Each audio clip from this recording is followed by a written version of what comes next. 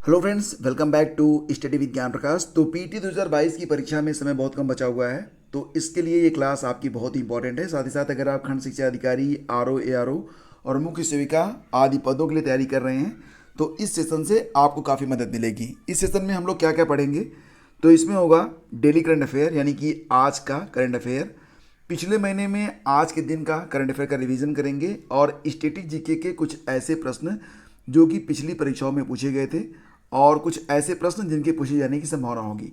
तो इस प्रकार से ये सेशन प्रतिदिन आगे बढ़ेगा।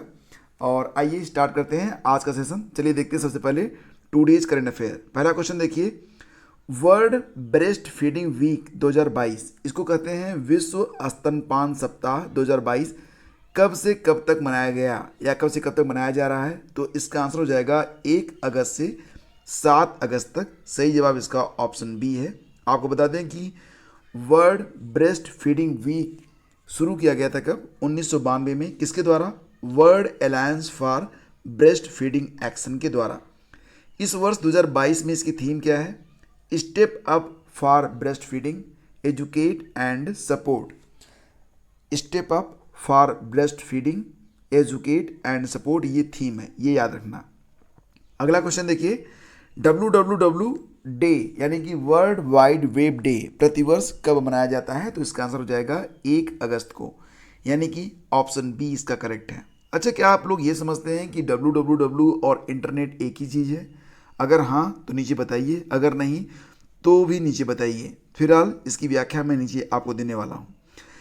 वर्ल्ड वाइड वेब को कंप्यूटर वैज्ञानिक टिम बर्नर्स ली ने साल 1989 में बनाया था। एक बात याद रखना, एग्जाम में अक्सर पूछा जाता है कि WWW के आविष्कारक कौन थे? तो इसका आंसर हो जाता है टिम बर्नर्स ली। 2022 में WWW की स्थापना के 33 साल पूरे हो चुके हैं।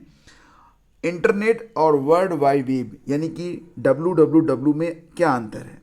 कई लोग इंटरनेट और वर्ल्ड वाइड वेब को एक ही चीज़ समझते हैं, पर ऐसा नहीं है। दरअसल world wide web online pages का एक समूह है, जबकि इंटरनेट एक बहुत बड़ा नेटवर्क है जिसके जरिए दुनिया भर के कंप्यूटर और डिवाइसेस आपस में जुड़े हैं। यानी कि इंटरनेट एक बड़ा प्लेटफॉर्म है और वर्ल्ड वाइड वेब इस प्लेटफॉर्म पर डेटा को उपलब्ध कराता है। फिर अगला क्वेश्चन है, किसान लोक पर्व हरेली हाल ही में किस राज्य में मनाया गया? तो हरेली जो त्यौहार होता है फ्रेंड्स, याद रखना, इसको हरेली तिहार कहते हैं। हरेली तिहार, तिहार त्यौहार का ही तद्भव कर सकते हैं आप। तो ये मनाया जाता है छत्तीसगढ़ में।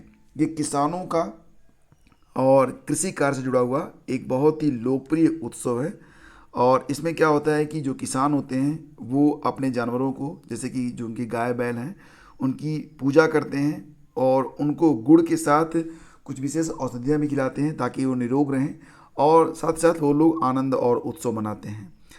तो लोक पर्व हरेली पर खेती किसानी में काम करने वाले उपकरण और बैलों की पूजा होती है। सभी घरों में पकवान भी बनाए जाते हैं। इसी से मिलता जुलता एक त्यौहार मनाया जाता है हरेला। तो हरेला जो है ये उत्तराखंड का त्यौहार है।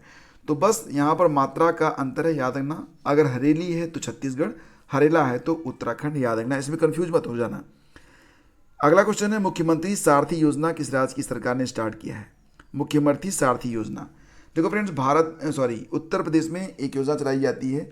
ऐसे विद्यार्थी जो तैयारी कर रहे हैं प्रतियोगी परीक्षाओं की, उनके लिए उत्तर प्रदेश में अभ्युदय कोचिंग योजना स्टार्ट की गई है। बिल्कुल इसी अभ्युदय कोचिंग योजना की तर्ज पे मुख्यमंत्री सारथी योजना को स्टार्ट किया गया है। कहाँ पर? झारखंड में। ऑप्शन सी करेक्ट है। तो ये बिल्कुल रट लेना आप, क्योंकि ये बहुत ही इंपॉर्टेंट है। अगर बात करें झारखंड के बारे में तो मुख्यमंत्री हैं हेमंत सोरेन, रमेश बैस वहाँ के राज्यपाल हैं, रवि रंजन है मुख्य न्यायाधीश, ये याद रखना आप। भारत में 11वीं कृषि संगणना 2021-22 यानी कि एग्रीकल्चर सेंसस का शुभारंभ किसने किया है? तो भारत में जो 11वीं कृषि संगणना है यानी कि एग्रीकल्चर सेंसस 2021-22, इसकी शुरुआत की गई है नरेंद्र सिंह तोमर के द्वारा, जो कि कृषि और किसान कल्याण मंत्री हैं। तो ये हैं नरेंद्र सिंह तोमर। आपको बता दें कि ये जो एग्रीकल्चर सेंसस होती है संगणना, विश्व कृषि कार्यक्रम के तहत 5 वर्ष में एक बार आयोजित की जाती है, यानी कि प्रति 5वें वर्ष इसका आयोजन होता है। और इस सेंसस में पहली बार स्मार्टफोन और टैबलेट का प्रयोग 2021-22 वाली सेंसस यानी कि संगणना में की जा रही है, ताकि जो डेटा है वो एक्यूरेट रहे। और पहली बार कृषि जनगणना जो हुई थी वर्ष 1970-71 में हुई थी। ये बहुत इंपॉर्टेंट क्वेश्चन है, और अभी लेखपाल की परीक्षा संपन्न हुई है, उसके लिए भी ये प्रश्न इंपॉर्टेंट था ग्रामीण परिवेश के अंतर्गत। और देखिए, जो 10वीं कृषि जनगणना हुई थी इसके पहले, वो 2015-16 में हुई थी, ये याद रखना आप। भारतीय कृषि अनुसंधान परिषद ICAR के नए महानिदेशक कौन बने हैं? ICAR, इसका फुल फॉर्म क्या होता है? Indian council of agricultural research. इसके नए DG यानी कि महानिदेशक बन गए हैं हिमांशु पाठक। ऑप्शन बी करेक्ट है। तो ऑप्शन बी इसका सही उत्तर है। हिमांशु पाठक ने किसका स्थान लिया है? त्रिलोचन महापात्रा का। और बात करें अगर हम ICAR के बारे में, तो इसकी स्थापना कब हुई थी? 15 जुलाई 1929 में। हेडक्वार्टर नई दिल्ली में है। सेमीकंडक्टर व डिस्प्ले उत्पादन के क्षेत्र में सहायता के लिए सेमीकंडक्टर नीति शुरू करने वाला भारत का पहला राज्य कौन सा बना है? तो इसका उत्तर हो जाएगा गुजरात। देखिए फ्रेंड्स, अगर यहाँ पर प्रश्न ये बने कि डिस्प्ले उत्पादन के लिए सबसे पहला जो इनिशिएटिव है किस राज्य ने स्टार्ट किया है, तो अभी इसका उत्तर बन जाएगा क्या? तेलंगाना। ठीक है। लेकिन अगर सेमीकंडक्टर पॉलिसी के बारे में बात की जाएगी, तब इसका उत्तर हो जाएगा ऑप्शन ए गुजरात। ये बिल्कुल रट लेना, काफ़ी इंपॉर्टेंट क्वेश्चन है। गुजरात के CM भूपेंद्र पटेल के द्वारा सेमीकंडक्टर पॉलिसी सन 2027 तक लागू रहेगी।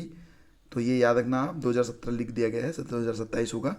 अहमदाबाद के पास जो धोलेरा समीकांत सिटी है, ये धोलेरा समीकांत सिटी की स्थापना की जाएगी अहमदाबाद के पास।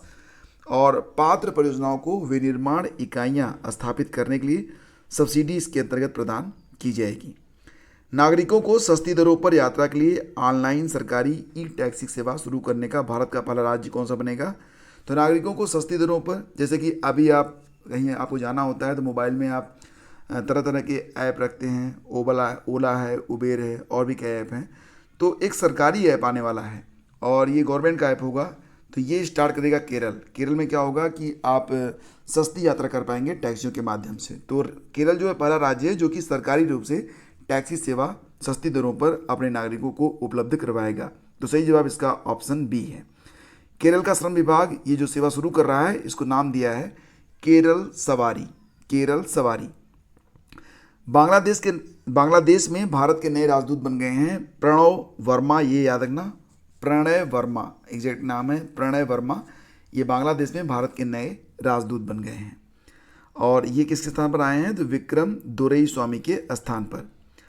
यह प्रश्न बहुत इंपॉर्टेंट हो सकता है। बर्मिंघम राष्ट्रमंडल खेल 2022 में भारत के किस खिलाड़ी ने पहला स्वर्ण पदक जीता है? तो बर्मिंघम राष्ट्रमंडल खेल 2022 में भारत के किस खिलाड़ी ने पहला स्वर्ण पदक जीता है? तो इसका आंसर हो जाएगा ऑप्शन ए मीराबाई चानू एक वेट लिफ्टर हैं, आपको पता ही है। और इन्होंने 49 किलोग्राम भार वर्ग में 113 किलोग्राम भार को उठाया था। मीराबाई चानू का यह दूसरा राष्ट्रमंडल खेल स्वर्ण पदक है, ये भी याद रखना। और वर्तमान समय में राष्ट्रमंडल खेलों का आयोजन जो है वो बर्मिंघम में हो रहा है, इंग्लैंड में। 2022 में इसका 22वां संस्करण आयोजित किया जा रहा है और इसका शुभंकर है पेरी द बुल। आदर्श वाक्य है गेम्स फॉर एवरीवन। अब फ्रेंड्स 1 जुलाई के प्रश्नों को देखते हैं जो कि बहुत इंपॉर्टेंट है। ये आपका रिवीजन करने काफ़ी इंपॉर्टेंट है क्योंकि ये प्रश्न परीक्षा में पूछे जा सकते हैं। तो देखिए पहला क्वेश्चन, किस स्पेस एजेंसी ने चंद्रमा का चक्कर लगाने के लिए कैप स्टोन नामक अंतरिक्ष यान को लॉन्च किया है? तो नासा ने। नासा आप जान ही रहे हैं कि अमेरिका का अंतरिक्ष स्टेशन है नासा। और कैप स्टोन, इसका देखिए फुल फॉर्म ही है cislunar autonomous positioning system technology operations and navigation system. तो ये चंद्रमा का चक्कर लगाएगा कैप स्टोन और इसे लॉन्च किया है नासा ने। फिर आगे बढ़ते हैं, सिंगल यूज प्लास्टिक बायबैक योजना किस राज्य सरकार ने स्टार्ट किया है? जैसा कि आपको पता है कि 1 जुलाई 2022 से पूरे भारत में सिंगल यूज प्लास्टिक को बैन कर दिया गया है। तो सिंगल यूज प्लास्टिक बायबैक योजना को लॉन्च किया गया है हिमाचल प्रदेश सरकार के द्वारा। इसमें जो सिंगल यूज प्लास्टिक होंगे वो 75 रुपये, 70 से 75 रुपये प्रति किलो के हिसाब से वापस खरीदा जाएगा। DRDO ने स्वदेशी लड़ाकू ड्रोन अभ्यास, DRDO के द्वारा स्वदेशी लड़ाकू ड्रोन अभ्यास का सफल परीक्षण कहाँ से किया गया है? तो इसका उत्तर है चांदीपुर ओडिशा से। यह एक स्वदेशी लड़ाकू ड्रोन है और इसका नाम क्या है? इसको नाम दिया गया है हीट, यानी कि high speed expendable aerial target. ये ड्रोन का नाम है और इसको आप बुला सकते हैं अभ्यास के भी नाम से। इसका जो सफल परीक्षण किया है DRDO ने वो कहाँ से किया है? तो ओडिशा के चांदीपुर स्थित एकीकृत परीक्षण रेंज से। फिर देखिए अगला क्वेश्चन क्या है, प्रौद्योगिकी नवाचार को बढ़ावा देने के लिए दुनिया के सबसे बड़े प्रौद्योगिकी हब टी हब 2.0 का उद्घाटन किया गया है। कहाँ पर? तेलंगाना में। ये बिल्कुल रट लेना आप। और ये जो टी हब 2.0 है, ये 10 मंजिला एक इमारत में स्थापित किया जाएगा इसे, और इसमें 4000 से ज़्यादा स्टार्टअप जो हैं वो कार्यरत हैं। किस राज्य के पक्षी ग्राम के रूप में? ये प्रश्न भी बहुत इंपॉर्टेंट है। देखो, राजस्थान का एक गांव है मैनार गांव, इसको पक्षी गांव के रूप में मान्यता दी जाती है क्योंकि यहाँ पर देसी विदेशी पक्षी जो है वो अक्सर शरण लेते हैं। तो इसे नई आर्द्रभूमि के रूप में अधिसूचित करने का निर्णय लिया गया है राजस्थान के द्वारा। ये याद रखना, ये क्वेश्चन जरूर आएगा। मैनार गांव को जरूर याद रखना। महाराष्ट्र के उस्मानाबाद शहर का नाम भी बदल दिया गया है, अब इसको क्या कहा जाएगा? धाराशिव।